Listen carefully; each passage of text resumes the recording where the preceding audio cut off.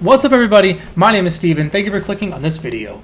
This video, we're going to walk you through how to do a pivot table in Excel using some actual sales data here.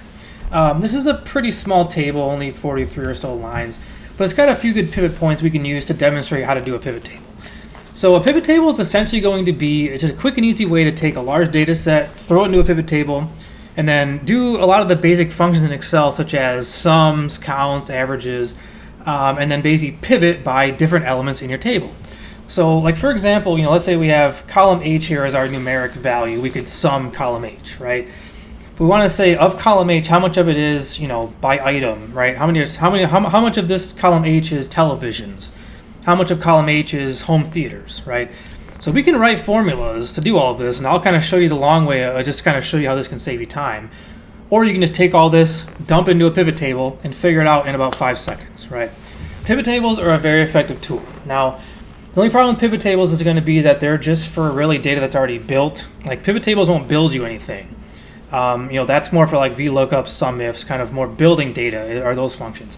This is more for a complete, finalized data set. You want to just dump it into a pivot table and kind of just analyze the data or kind of look at data a certain way. So let's just kind of show you the long way here first, then we'll show you, I guess, kind of how the pivot table can do this quicker for you. So, I mentioned column H here as our numeric value. So these are just sales amounts, right? So you got region, manager, salesman, item, and then the sale amount. So if we can just do a simple sum on column H, we can total up the whole column. Very simple. So let's just do sum on column H.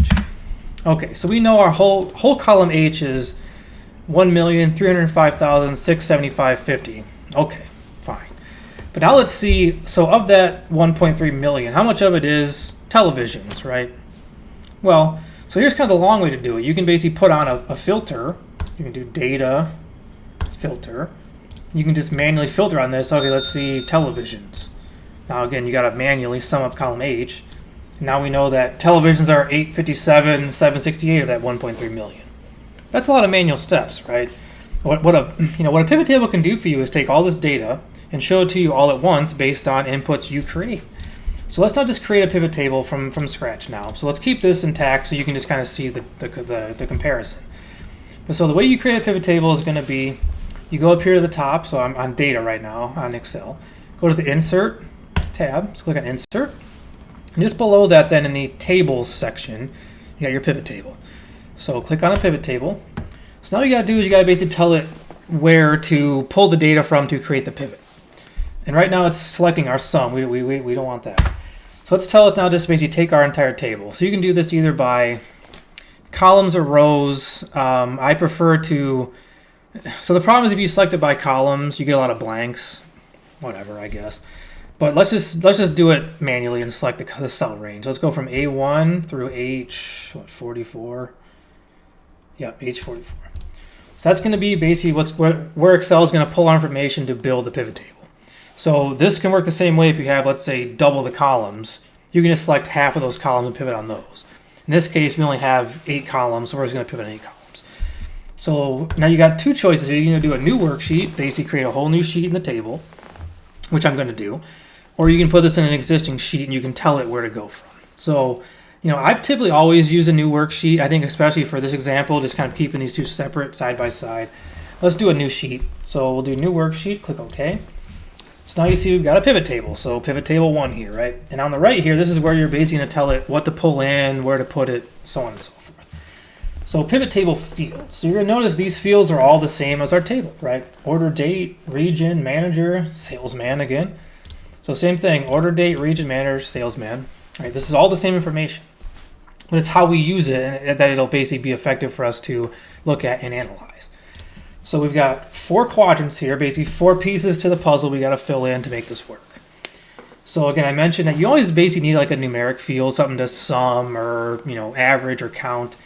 So we only have one numeric field, that's column H. We technically have column G, but really F and G are multiplied to make H, so really H is the numeric value. So let's just first do a sum of column H. So again, we did the long way, right? The sum of column H is 1.3 million. Now let's put that into the pivot. So all you do here is just basically find your column, which is sale amount. It's right here, sale amount. You click on the little checkbox to the left. See how it now turns green with a little check mark there? So that automatically put it into our values section. So you mentioned that there's 4 quadrants here. There's filters, columns, rows, and values. So we've already filled in values, right? Values is just going to be what you're essentially summing or counting or whatever. So now we see that 1.3 million number, right? So our pivot table is pretty lonely at this point. It's only got one thing in it. There's no pivot points yet. But there's our 1.3 million number. Same thing as over here, right? So again, you can already see, I wrote a simple sum formula to get the answer here, but you can also do it in a pivot table too, right? Just throw in a pivot table and sum it by clicking on the column. So now what we can do is fill out the columns and the rows to basically add pivot points to this. So rows and columns are going to work the same way as an Excel table. It's just a grid, right? Rows is going to be vertical, up and down. Columns is going to be left to right, horizontal. So I mentioned items, or televisions more specifically, for sales amount. So let's do this. Let's say we want to see, of these sale amounts, let's say the 1.3 million, how much belongs to each item. So again, very simple. All you got to do is just click on item here in our pivot table fields, and you can see that. So this now put it into rows, right? Kind of just defaults into rows. So now we've got items here on the left, cell phone, desk, home theater, television, video games.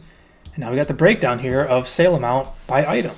So there again, here's our 1.3 million number, but now of that, it's telling us, 62,550 is cell phones, 1,250 is desk, 361,000 is home theaters, right? It's just breaking it out by a pivot point. So now what we can do is actually we can layer in more information into this too and look at it different ways. So now let's just say, for example, we want to bring in salesman, right? So we'll leave item alone. We'll now say, okay, now show me sales figures by item by salesman. So same thing, you just go here to the pivot table fields, click on salesman. And so it defaults into rows. Well, this is kind of an ugly way to look at the data.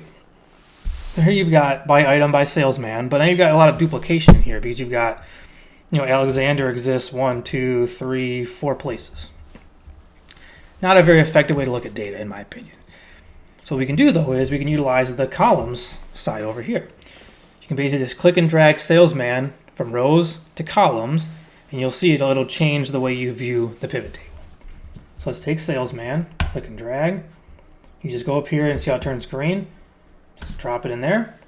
So now we have a much more effective way of looking at our information, right? So if you just ignore all these in the middle, this is the same structure we had before. We've got our items here on the left, our sales breakout here on the right. But now in between that, we've got salesman. So we've got, again, of this 1.3 million, we now know that, Seagull is 125,037 of that. And of that 125,037, 14,000 was home theaters. 107,820 was televisions. 32,1750 was video games. Right? It's just a very quick and easy way of just slicing and dicing data out and looking at it at a much deeper level than you could ever see by just looking at a table like this. Right? This is just a raw data table. This is actually something you can use to analyze information. So a way that I use this an awful lot, and I will demonstrate this next, is I use it a lot in work for like trending out information by month, by year. I want to see the trend over time of, for analysis purposes, see, okay, is there seasonality on this figure, right? Do we see it higher in the summer and less in the winter or whatever? And, certain months higher than others, so on and so forth. So we're actually going to show you how to clear this out and basically start over with kind of a newer pivot table without actually closing out the pivot table. So all we do here is just basically uncheck our values here. So salesman and item. Just uncheck these. And now we're back to scratch, where we got just our 1.3 million number by itself. No pivot points.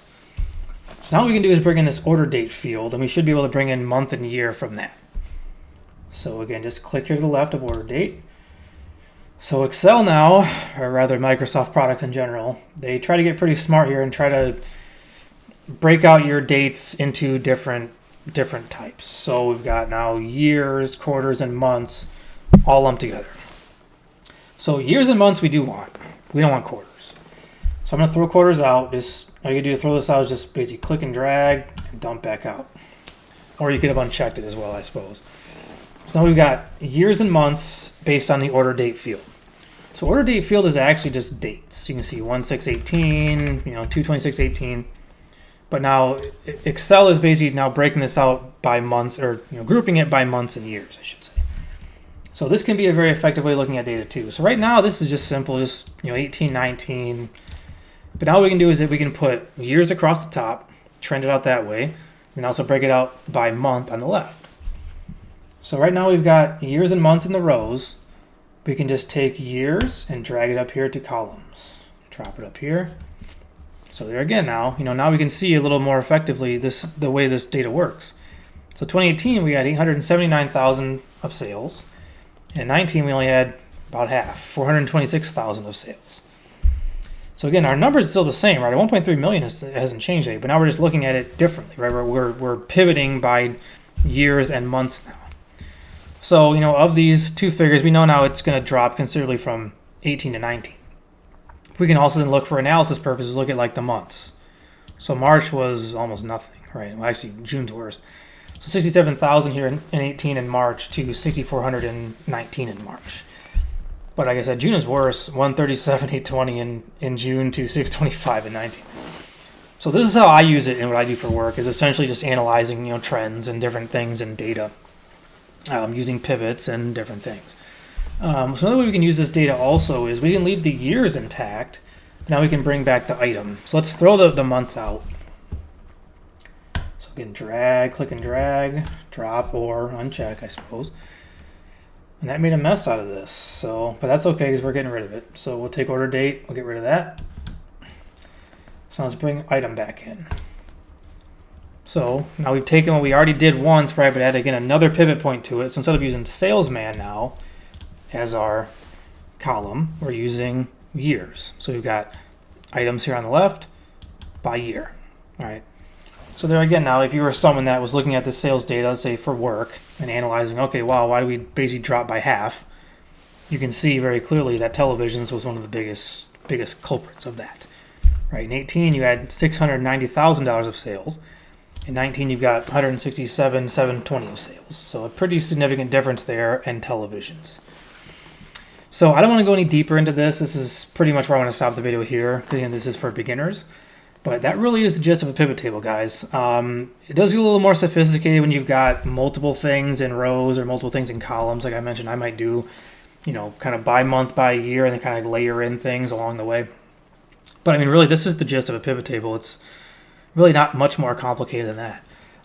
Once you understand how to use this and kind of how to position your data correctly in rows and columns, this is probably one of the more simply effective tools you'll ever encounter in Excel. Much like VLOOKUPs, I think something that's pretty much like a bare essential anymore, kind of a minimum requirement, I think, to use Excel in the workplace anymore. If you do any kind of analysis whatsoever in your job, this is something you need to be able to do. So thank you for tuning in, guys. I appreciate it very much. Come back for another one. I plan on doing more videos here on this channel with Excel, definitely, VLOOKUPs, pivot tables. So come back for the next one. Thank you very much.